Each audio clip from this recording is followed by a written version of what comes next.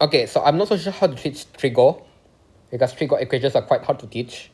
But I do have to give you a few tips. Number one is you still have to remember the identities that came out in the last exam. For example, this, and especially this one. I remember this one came out a lot. These ones. This one came out a lot in the exam, in the questions. You will see a lot of this. You have to use this a lot in your calculations. And then yeah, I'm not only talking about this one. You need to do all of them, because all of them might be involved, except for T-sub lah. T-sub might not be used in trigo equations, but most of these will, especially this one. So yeah, that's just one reminder I can give you. Number two is, when you're doing equations, you don't want to cut things. What do I mean by cut things? For example, sine square x cos x over sine x. You don't want to I forgot what was the main situation here.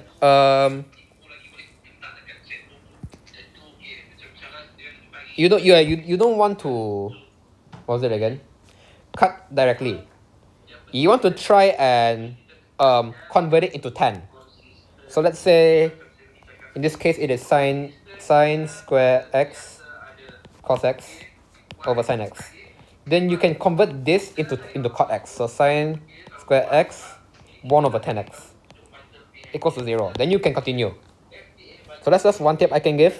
You try not to cross things out, because if you cross things out, then you will lose answers, you will lose solutions. It's like the, what's it again? I think it was quadratic equations, where if you were to cut things, like to shortcut it, you will miss some answers. There are some answers that might be missing. And it's the same thing here. You cannot just simply cross things out. What you have to do is try and convert them into tangent. The only time that you don't have to do so is if they're all the same, like sine square, and then sine cube. Then you can just divide by cos, and then you can get tan. But if it's sine and cos, if you see an opportunity to cut, don't cut. If you cut, you might lose some solutions. Instead, like maybe you will get sine x cos x over sine x equals to 1. Instead of cutting, you move it to the other side first. Then you can minus. Right. Then you can factorize out. Then you will get cos x equals to 1 or sine x equals to 0. Right. If you cut it immediately, you'll get cos x equals to 1 only. But so you're missing an answer. That's why you need to try avoid cutting. You only cut when you convert to tangent. But if you're not converting to tangent, and you can still go on and factorize, move to the other side, and then try and factorize it like this. So that's one more tip I can give you for trigonometric equations. Yeah, other than that, memorize the identities. Oh, this one, special values. Special values is very important. So we know that the ASTC thing, where if, for example, sine is positive in quadrant 1 and 2, and negative in quadrant 3 and 4, and so on. But you have to be careful, because some questions, maybe you get, maybe they'll give you, given that 0 is less than theta, and no, theta is between 0 and 360 degrees. But your answer is in 2 theta. So you have to find your answers based on 2 theta. So 2 theta can be between 720 and 0. So your answers, let's say that 2 theta is equal to let's say you get 2 theta is equal to sine 2 theta is equal to 1. So if I remember correctly, then your basic angle will be 0 degrees, right? So you cannot just say 2 theta is equal to 0, 180, 360. You must mention that 0 theta is equal to 0, 180, 360, 540, and 720. That's the main difference. You have to be careful of the number here. If it's 1 over 2, then this one will be 180, and so on. Sometimes it might even be negative, like minus 180, 0, 180. Try and include all of the possible angles, because if you miss any angles, you will lose a lot of marks. I think it's at least 1 mark. It's more than half lah. But yeah. And then when you use general solutions, don't use general solutions for everything, because some of the values have their own special solutions. For example, if I were to use the formula x equals to n pi plus minus 1 power n alpha. If n equals to 0, then I know alpha is usually 0 degrees. Wait. That was so explanatory.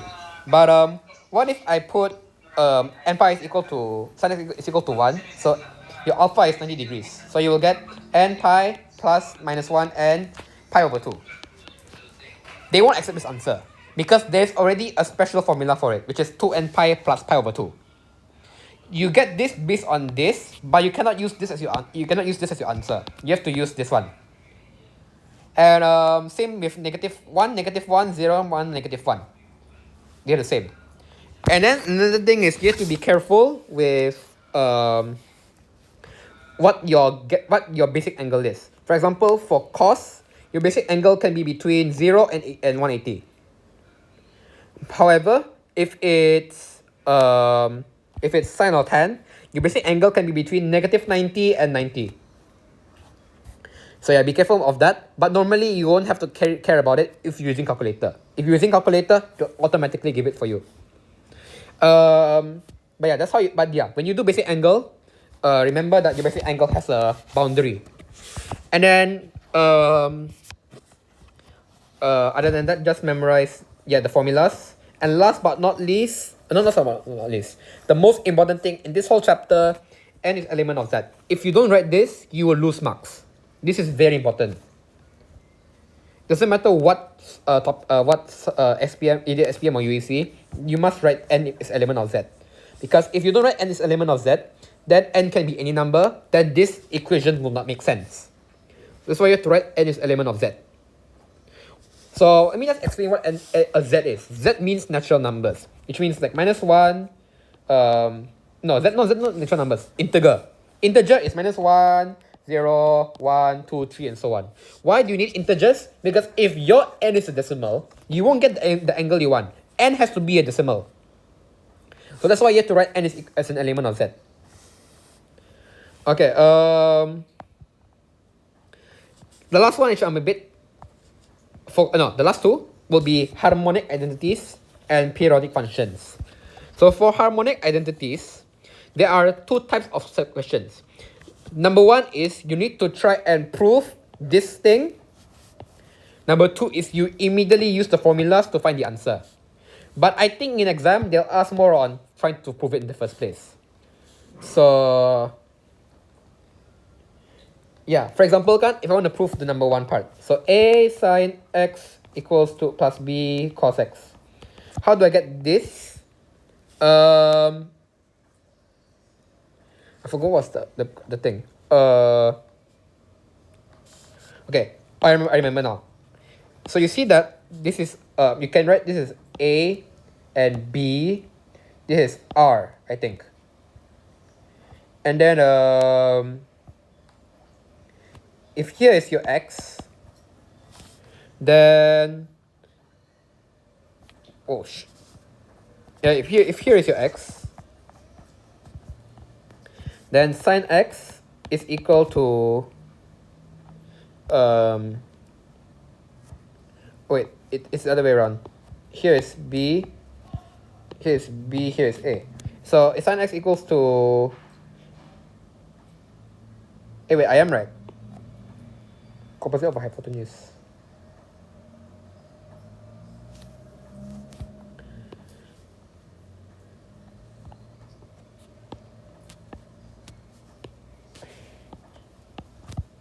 A over r, then wait, no, I got it wrong. There is a way to prove it, but you don't have to know it. You don't have to know like the lengths and so on. But you basically, how do I explain this? Let me just look at the questions again. because I completely I not completely forgot. It's been a while since I've actually done this. So yeah, you can tell that I need some practice as well. But while we're here, I'll mention about the periodic functions. I have made a video like a few months ago explaining how to find a graph based on this. It won't go this complex. Maybe they'll ask a sine bx, and that's it. But you have to know these things like the amplitude value and how to find the period, and then you have to know how to write down in words, multiplying the coordinates of y equals sine x by scale factor a if a is here, and then stretch or compress by 1 over v or b times. So so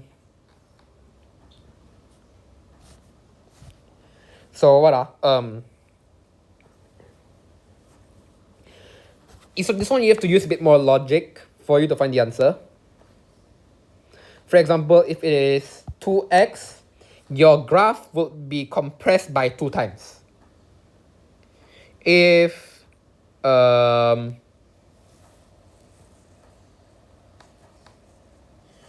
your graph is stretch, let's say it's 1 over 2, then it is stretched by 2 times, if I remember correctly. Yeah. If your value is 1 over 2, then your thing is stretched by 2 times. If your thing is 2, then your thing is compressed by 2 times along the x-axis. And then if you have this thing plus c, it's c over b. If you have this c, the c shows that the graph is moved to the right or to the left. If it is plus c, you move it to the left.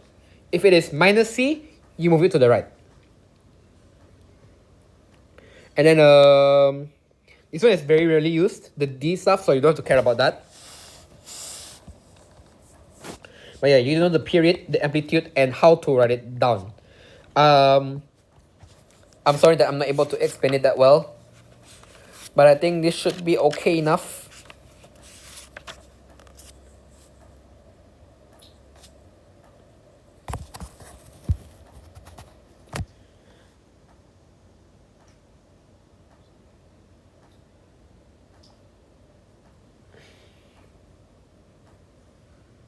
I saw the answer already for harmonic identities. So the way you want to prove this is by expanding r sin x over a plus a. So a sin x plus b cos alpha is equal to a over r sin alpha plus b over r cos alpha. Yeah, I'm not going to do that, but yeah, there's a way to prove it. But how do you write it in the when you're doing this? So how do you, for example, let's say they ask you to solve the equation. No, not solve the equation. Express 4 sine theta. Wait, let me just write it down in blank paper. Oops. Explain 4 sine theta plus 3 cos theta in the form r cos sine theta plus alpha. So how do you do this? You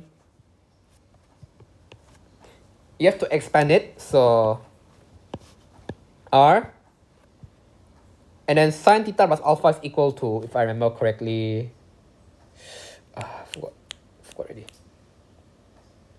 Sine a plus b.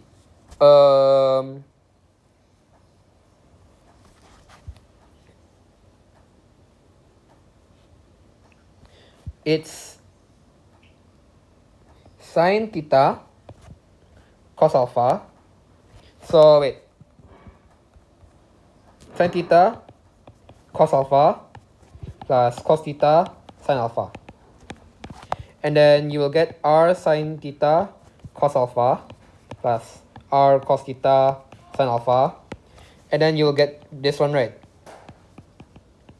Then you can compare. So by comparison, you can get this and this, this and this. Then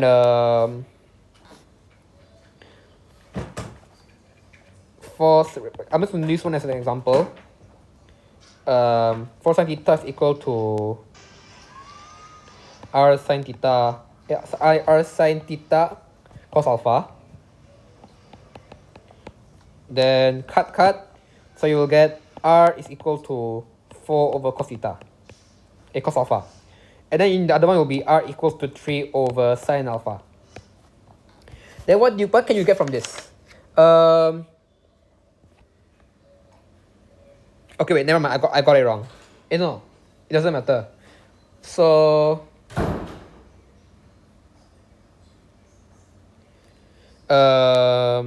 what was it again? Wait, it's better if you leave it like this. Oh my god, I'm getting confused. Then r sine theta. That was my bad. Okay, leave it like this. And then this 1, this 2. Then you can do 2 divided by 1. You will get cut. So 10 alpha equals to 4 over 3. Then you can find alpha equals to how much. And then wait, it's 3 over 4. My bad. Okay, 3 over 4. And then if you minus, I think it was minus. No, not minus. It was. Yeah, you have to square it. I forgot. If you square 2 square plus 1 square, then you will get r square sine square alpha plus cos square alpha equals to 9 plus 16. This is 1. So r square equals to 25. Then r equals to 5. Okay, so basically I'm rediscovering this chapter with you. But yeah, I didn't really remember how to do it. But I guess now I know, and you saw me struggle to know. So you know that I'm also not that confident in maths yet. But yeah, that's how you actually find harmonic identities. You need to you need to try and prove it first before you actually find the answer. Okay, so there's one more thing that I wonder. How do you find the maximum and minimum values of a trigonometric equation? Or no, not trigonometric equation, trigonometric expression. They'll ask you to find the maximum and minimum values. Okay, so there's 2 types. Number 1 is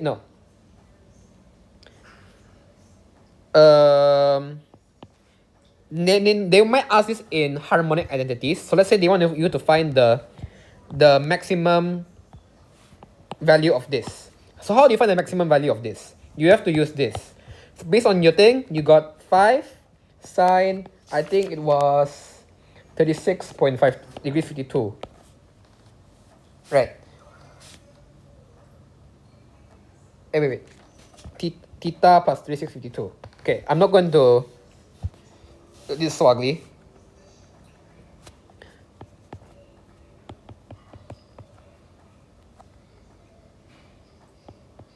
Okay.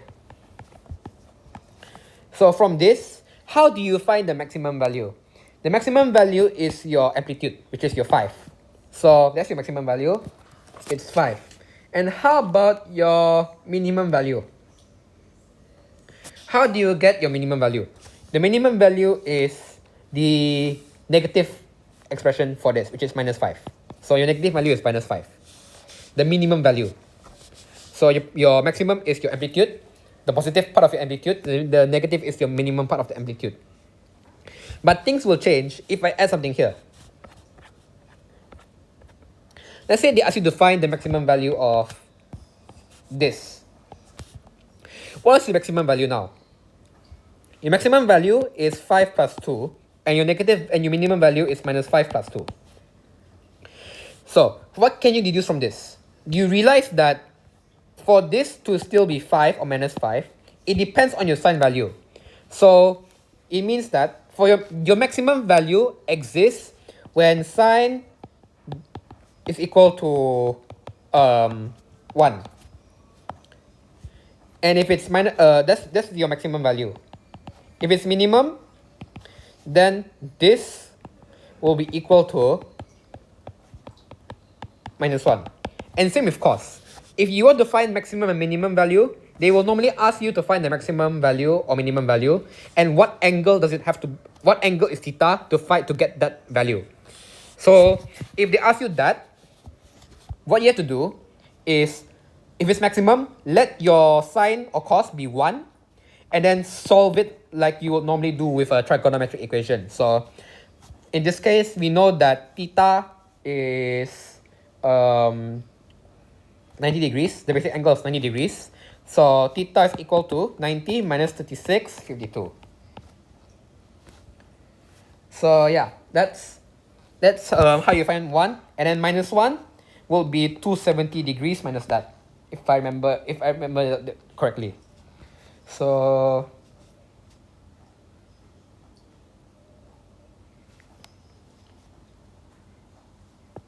yeah, I think that was the case. So yeah, just an extra tip. If maximum, normally it's positive 1. If it's negative, if it's maximum, your sine value has to be 1. If it's negative, if it's minimum, your sine value has to be negative 1.